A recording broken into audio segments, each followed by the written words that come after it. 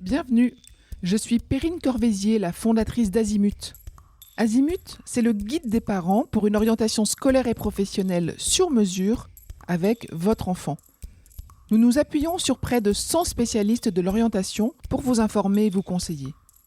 Pour découvrir l'ensemble des ressources Azimut, rendez-vous sur azimut-orientation.com. Vous pourrez notamment vous inscrire à notre newsletter. Je laisse place maintenant au contenu de cet épisode. Bonne écoute. Bonjour Astrid. Bonjour Perrine.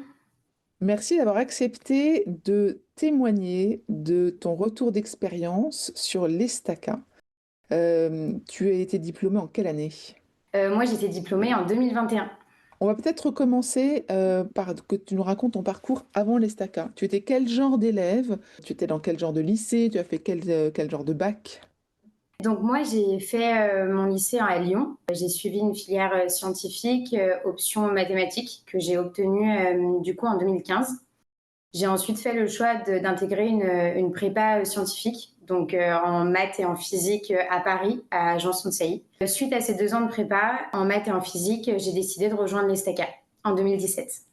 Alors justement, ce qui m'intéresse, c'est de comprendre pourquoi est-ce que tu as choisi l'ESTACA à ce moment-là? Est-ce que tu avais une appétence particulière pour les sujets des transports? Aujourd'hui, tu travailles dans l'aéronautique. Est-ce que c'était déjà une passion à l'époque? Oui, j'ai toujours voulu travailler dans l'aéronautique. J'ai toujours eu un attrait pour cet aspect-là, couplé au côté ingénieur. Pour moi, il était impensable de ne pas avoir un diplôme d'ingénieur en travaillant dans l'aéronautique à ce moment-là. Donc, j'ai voulu m'orienter vers une école qui était spécialisée là-dedans.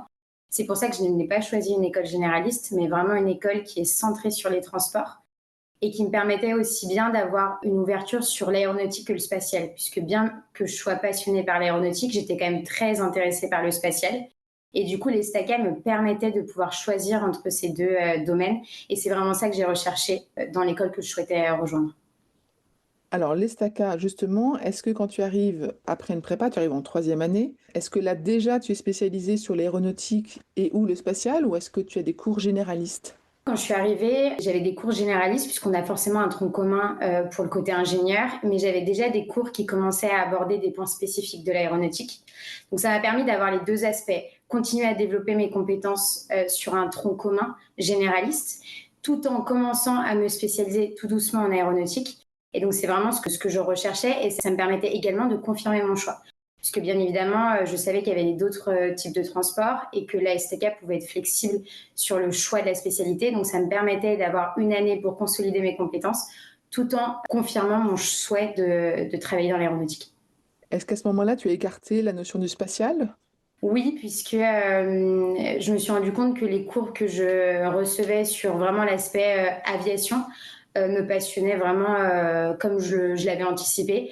Et donc, je me suis dit que c'était vraiment plus une question d'aéronautique, tout en sachant que grâce au tronc commun, si un jour je me rendais compte que je voulais m'orienter vers le spatial, je n'étais pas fermée, puisque on s'entend qu'avec un tronc commun et un diplôme quand même avec des bases assez généralistes, on peut toujours s'orienter et changer de voie. La frontière entre l'aéronautique et le spatial est quand même relativement mince.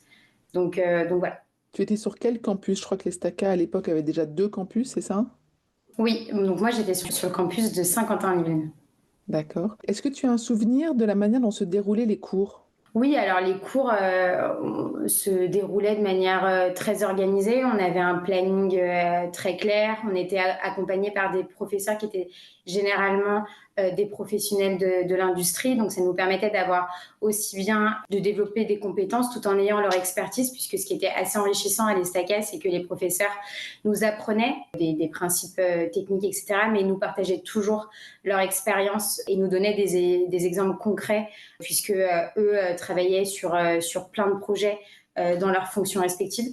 Donc c'était vraiment intéressant d'avoir ce côté, on nous apprend des choses, on est dans l'apprentissage tout en tentant de nous transmettre une part de leur expérience. Donc c'était vraiment le fait que les professeurs travaillent dans le monde de l'industrie a été vraiment très enrichissant selon moi à l'Instagram. Est-ce qu'il y a beaucoup de projets de groupe ou est-ce que c'est du travail individuel? Non, alors il y a les deux. Bien évidemment, le travail individuel est primordial puisqu'on doit développer nos compétences et puis nos partiels ont lieu à chaque semestre. Il y a un apprentissage individuel. Mais la part des travaux de groupe est très importante et c'est d'ailleurs un des fondements de nos carrières après, puisque très honnêtement, moi, c'est la part qui m'a le plus servi dans mon expérience professionnelle, puisque j'ai appris à travailler en groupe, à travailler en équipe, à travailler sur des projets industriels qui étaient vraiment passionnants. Et ça nous permet également de nous mettre dans la peau d'un ingénieur avant même de l'être. Et ça, pour moi, c'est l'une des plus grandes richesses de l'école, puisqu'ils nous apprennent à gérer un projet, ce qui est quand même, on est pratiquement tous amenés à faire ça en sortant de l'école. Donc voilà, ça a été l'un des piliers, en tout cas, de ma scolarité au sein d'Estaca. En dehors de la scolarité, est-ce que tu as participé à des associations? Oui, bien sûr, j'ai fait partie 2 ans du bureau des sports. Donc j'ai été la première année responsable des sports féminins. Et après, j'ai été ambassadrice. Donc, je travaillais avec les sponsors et la ville de Saint-Quentin-en-Yvelines pour organiser des événements et lier du coup l'Estaca à des événements sportifs de la ville pour promouvoir l'école au sein de la communauté de Saint-Quentin-en-Yvelines. D'un point de vue concret et habitation, où est-ce que tu résides quand tu es à l'Estaca à Saint-Quentin-en-Yvelines? Il y a un campus, c'est des chambres d'étudiants ou c'est chez l'habitant? Non, alors il y a beaucoup de résidences autour de l'école. Donc, j'avais fait le choix d'être un petit peu plus loin. J'étais à Saint-Cyr-l'École dans une autre résidence. Mais la plupart de mes amis habitaient autour de l'école, dans toutes les résidences qui sont très proches et qui permettent de se rendre à l'école à pied en toute sécurité. Donc voilà, je sais que la plupart des étudiants habitaient là-bas. Est-ce que dans votre cursus à l'Estaca, il y a eu la possibilité de voir une expérience à l'étranger? Oui, donc l'ESTACA m'a offert l'opportunité de faire dans un premier temps un semestre à Polytechnique Montréal au Canada. Donc je suis partie un peu plus de 5 mois étudier une spécialité en gestion des accidents. Donc ça a été une expérience extrêmement enrichissante pour moi. C'était un moment clé de ma scolarité. Et j'étais extrêmement bien accompagnée par l'ESTACA dans ce semestre-là, puisque même si j'étais à l'étranger, j'étais suivie. Et ça m'a permis du coup de valider avec une équivalence des acquis mon semestre aussi bien au Canada qu'à l'ESTACA. D'un point de vue stage, est-ce que tu as eu l'opportunité de faire des stages? Oui, alors mon premier stage a été chez Air France Industrie, à la direction des moteurs. J'ai eu la chance de pouvoir travailler là-bas un peu plus de 2 mois en montage et démontage des moteurs, donc ça a été vraiment très enrichissant. J'ai également fait un autre stage en dernière année dans le groupe Aéroports de Paris. J'étais à la direction générale des opérations pour les aéroports à l'international. Donc ça a été très enrichissant pour moi également, avec une autre vision, puisque là, j'optais pour une vision plus aéroportuaire qu'industrielle. Et une fois que tu as été diplômée de l'Estaca, qu'est-ce qui s'est passé? Alors, une fois que j'étais diplômée, j'ai été recrutée par le groupe ADP pour intégrer leur graduate programme. J'ai rejoint le graduate programme en opération, en gestion des opérations aéroportuaires. J'ai eu la chance de faire 2 missions très différentes. Donc, j'ai travaillé à l'aéroport du Bourget en aviation privée, où j'ai eu la chance d'organiser le SIAE, donc le Salon du Bourget 2023. Et j'ai également travaillé sur plusieurs projets liés à la sécurité et à l'exploitation des aires aéronautiques du Bourget.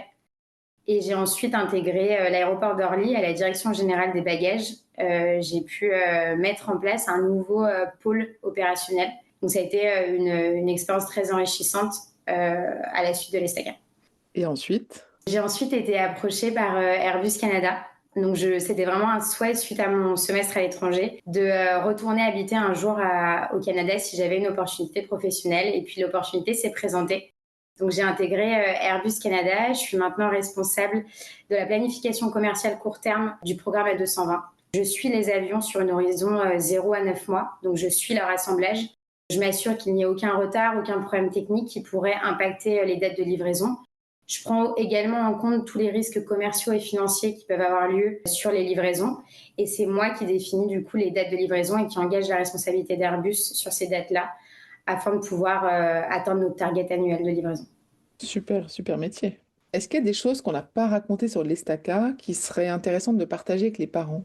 Oui, alors moi, ce que j'ai particulièrement apprécié dans mon parcours à l'Estaca, c'est leur flexibilité et leur accompagnement. J'avais un profil très particulier puisque je venais de 2 ans de classe préparatoire. Je leur ai demandé de faire un semestre à l'étranger. J'ai été acceptée et j'ai eu la chance de partir du coup 2 fois à l'étranger puisque j'ai fait mon semestre à Polytechnique Montréal et j'ai également fait un double diplôme avant d'être diplômée de l'Estaca où je suis partie à l'université de Cranfield en Air Transport Management, donc en tout ce qui est gestion du trafic aérien.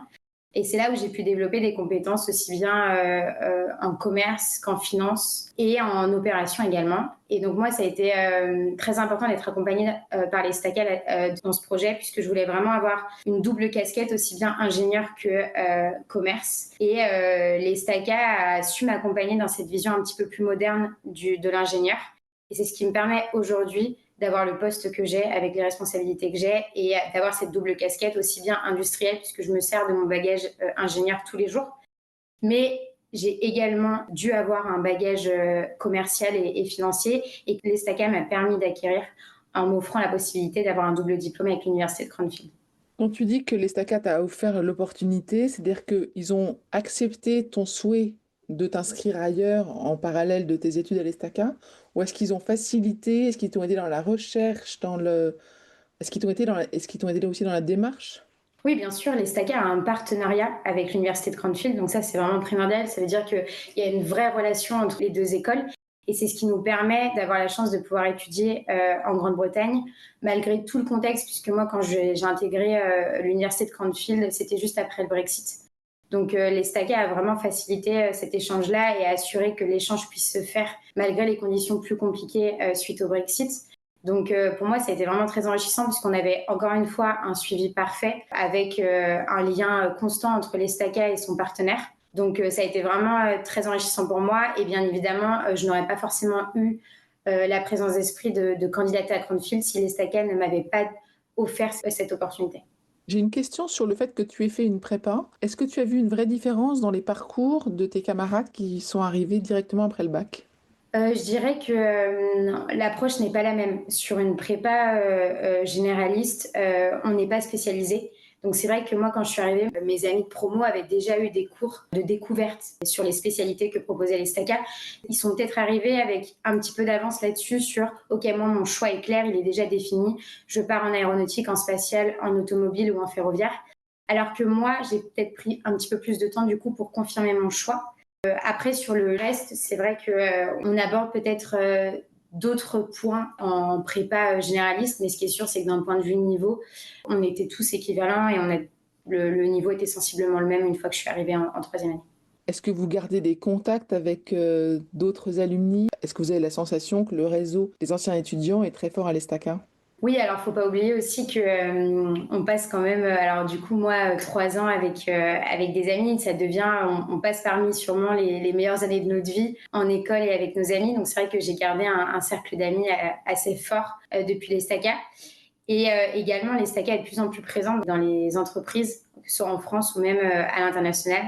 Donc c'est vrai qu'on retrouve souvent, moi j'ai retrouvé beaucoup d'alumni chez ADP, j'ai retrouvé aussi des alumni quand je travaillais chez Air France en stage. Donc c'est vrai que l'ESTACA est de plus en plus présente dans les entreprises. Donc ça crée un réseau entre nous qui est quand même assez important, et on est toujours content de pouvoir rencontrer des gens qui ont vécu la même aventure que nous. Merci beaucoup. Merci beaucoup pour ce partage d'expérience. Merci beaucoup. Je vous retiens quelques instants. Vous écoutez peut-être sur Apple ou sur Spotify ou sur Deezer ou sur une autre application de podcast. Je voulais m'assurer que vous connaissiez l'existence de notre site azimut-orientation.com. Sur ce site, les contenus sont organisés par thématique et par situation. Ceux qui connaissent adorent et utilisent notre moteur de recherche, ce qui leur permet d'aller chercher directement le bon contenu qui correspond à leurs problématiques. Je vous encourage à vous y connecter et n'oubliez pas de vous inscrire à notre newsletter. Merci de votre fidélité et à bientôt.